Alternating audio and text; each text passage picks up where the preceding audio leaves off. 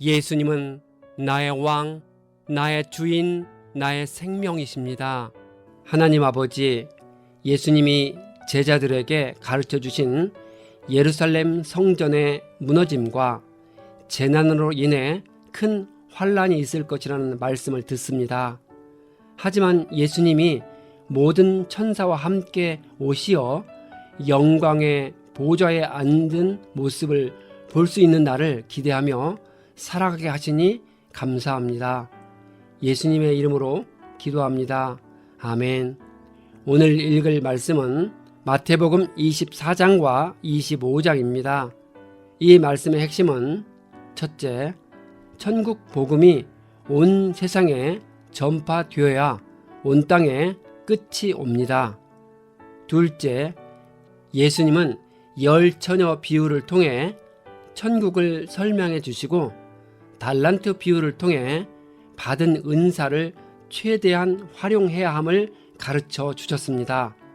셋째, 예수님이 모든 천사와 함께 오실 때 의인은 영생에 들어가고 악인은 영벌에 들어간다고 하셨습니다. 24장, 예수님은 제자들에게 성전이 완전히 무너질 것이라고 말씀하셨습니다. 예루살렘 성전은 주후 70년에 로마 장군 티투스가 이끄는 군대에 의해 돌 하나도 돌 위에 남지 않을 만큼 아주 철저하게 파괴되었습니다. 제자들은 예수님이 다시 오실 세상 끝에는 어떤 징조가 있는지 물었습니다. 예수님은 제자들에게 속지 않도록 조심하라 하시며 많은 사람이 주님의 이름으로 와서 말하기를 내가 메시아다라고 말하며 속일 것이라 합니다. 예수님은 자신의 재림 직전인 때와 징조를 묻는 제자들에게 때에 대해서는 침묵하셨지만 징조에 대해서는 말씀하셨습니다. 그것은 첫째, 적그리스도와 거짓 선지자들이 등장하여 활동할 것이고, 둘째, 빈번한 전쟁과 여러 지역의 기근 및 지진이 있을 것이며, 셋째, 성도와 교회가 핍박을 당하는 것입니다. 예수님은 천국 복음이 모든 세상에 전파되어서 모든 민족에게 증언되면 그때야 끝이 올 것이라 하셨습니다. 결국 복음의 전파 여부가 세상의 종말의 때를 결정합니다. 예수님은 선지자 다니엘이 말한 멸망에 가증한 것이 거룩한 곳에 선 것을 보거든을 인용하여 장차 사람들이 겪을 큰 환란에 관해 가르치고 있습니다. 다니엘의 예언에 나타난 멸망에 가증한 것은 유대교의 박해자 안티오쿠스 4세가 하나님의 성전에 세운 제우스 신상을 말합니다. 이 같은 맥락에서 예수님이 말씀하신 멸망에 가증한 것은 거룩한 하나님의 성전을 지독히 모독하는 그 무엇일 것입니다. 전무후무한 큰 환란은 가깝게는 주후 70년에 있을 예루살렘 대파괴 사건과 연관된 것입니다. 그때 로마 군대에 의해 자행된 예루살렘의 대파괴는 실로 무지막지했습니다. 그리고 멀리는 예수님의 재림 직전 세상 종말에 있을 교회에 대한 세상의 큰 핍박과 사람들의 심각한 영적 타락과 관련된 것입니다. 장차 환란의 때를 앞둔 사람들에게 예수님은 견고한 신앙과 영적 분별력 및 오랜 인내의 필요성을 강조하기 위해 이 같은 가르침을 주셨습니다. 큰 환란의 날들이 지난 뒤에 즉시 해는 어두워지고 달은 그 빛을 잃고 별들은 하늘에서 떨어지고 하늘의 세력들은 흔들릴 것입니다.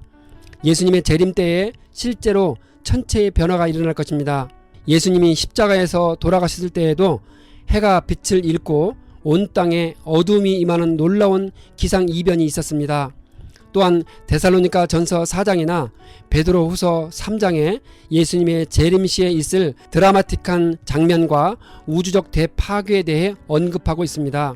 마지막 때에 예수님이 올 징조가 하늘에서 나타날 것인데 그때에는 땅에 있는 모든 민족이 가슴을 치며 주님이 큰 권능과 영광에 쌓여 하늘 구름을 타고 오는 것을 보게 될 것입니다.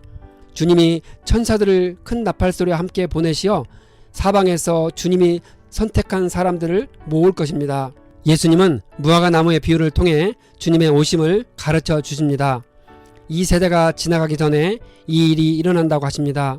이 세대는 예수님 당시의 사람들을 가리키고 이 일은 큰 환란인 예루살렘 멸망을 가리킵니다. 따라서 이 말은 예수님 당시 사람들이 다 죽기 전에 예루살렘의 파괴라는 큰 환란을 겪게 될 것이라는 말입니다.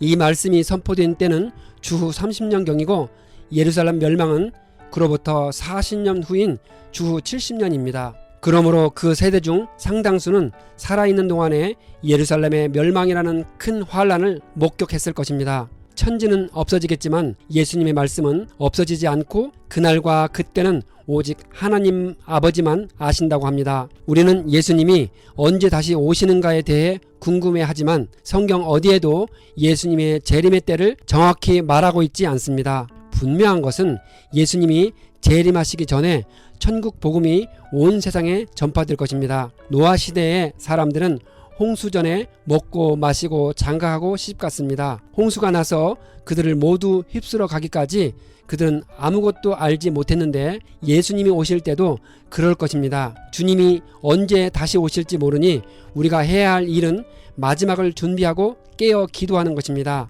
예수님은 주인과 종의 비유를 통해 충성된 종에게는 주인이 모든 소유를 맡길 것이라 합니다. 반면에 주인이 늦게 온다고 생각하고 동료들을 때리고 술 친구들과 어울려 먹고 마시는 악한 종은 위선자들이 받는 지옥벌을 받을 것이라 경고하십니다. 25장 하나님의 왕국인 천국은 하나님이 다스리는 영토와 동일시됩니다. 그렇지만 그 왕국은 단순히 영토 이상의 의미가 있습니다. 이 세상에서 하나님의 왕국은 영적인 성격의 것으로서 하나님을 왕으로 모셔드린 모든 사람들의 마음속에 있습니다. 그리고 마침내 예수님의 재림 이후에 펼쳐질 새하늘과 새 땅에서 하나님의 왕국은 비로소 그 온전한 모습을 드러나게 될 것입니다. 현재형 하나님 나라와 미래형 하나님 나라에 대한 의미가 우리에게 소망을 줍니다. 예수님은 등불을 들고 신랑을 맞으러 간 10명의 처녀를 비유로 천국을 설명해 주셨습니다. 그중 미련한 처녀 5명은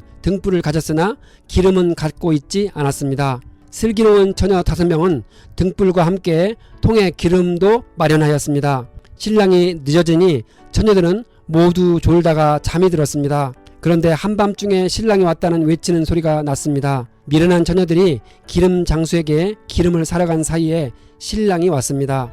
준비하고 있던 처녀들은 신랑과 함께 혼인잔치에 들어가고 문은 닫혔습니다.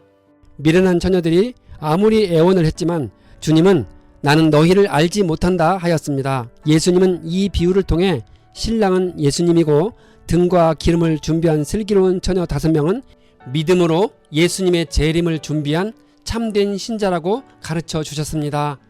기름을 준비하지 못한 미련한 처녀 5명은 게으름이나 방심 등으로 예수님의 재림을 준비하지 못한 거짓 선지자들을 의미합니다.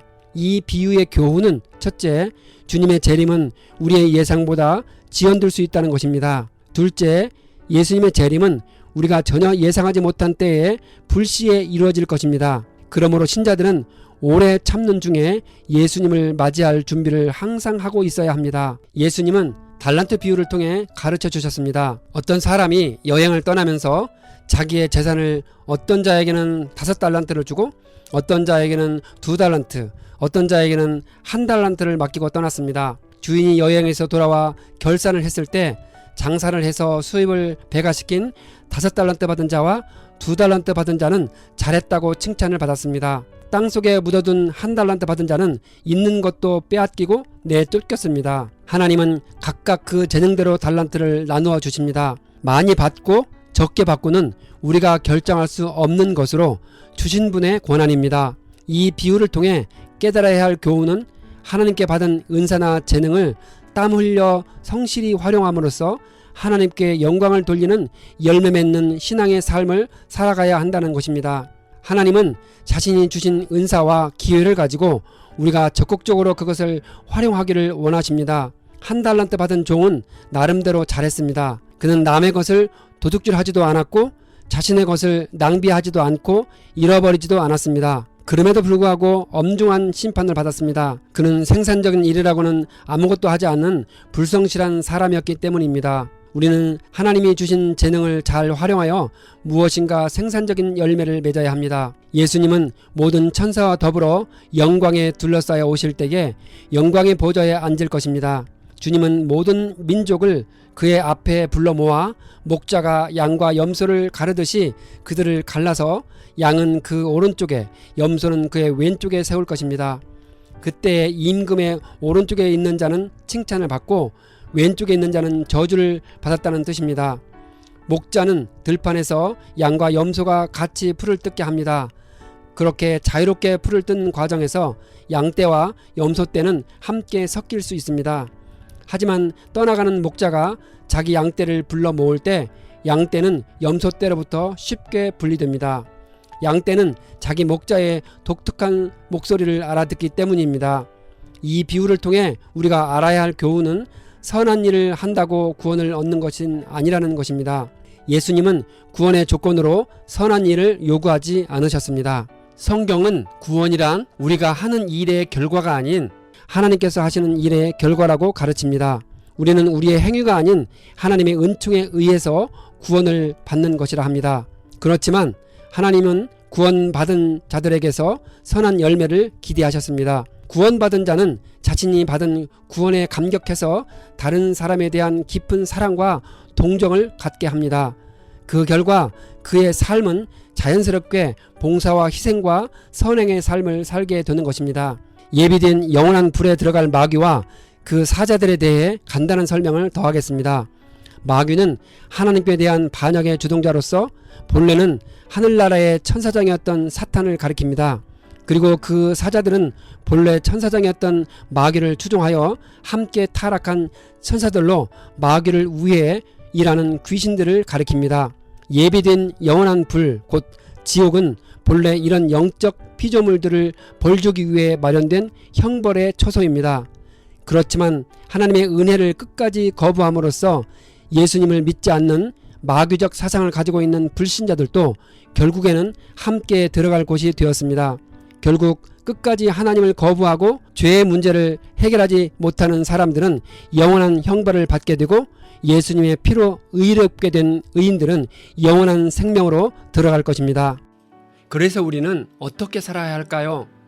예수의 생명으로 살아가는 의의 종으로 살아갈 것인가? 죄와 사망으로 이끄는 죄의 종으로 살아갈 것인가? 우리는 매일의 삶 속에서 하나님의 사람답게 예수 생명으로 살아가려는 결단과 용기를 가져야 합니다.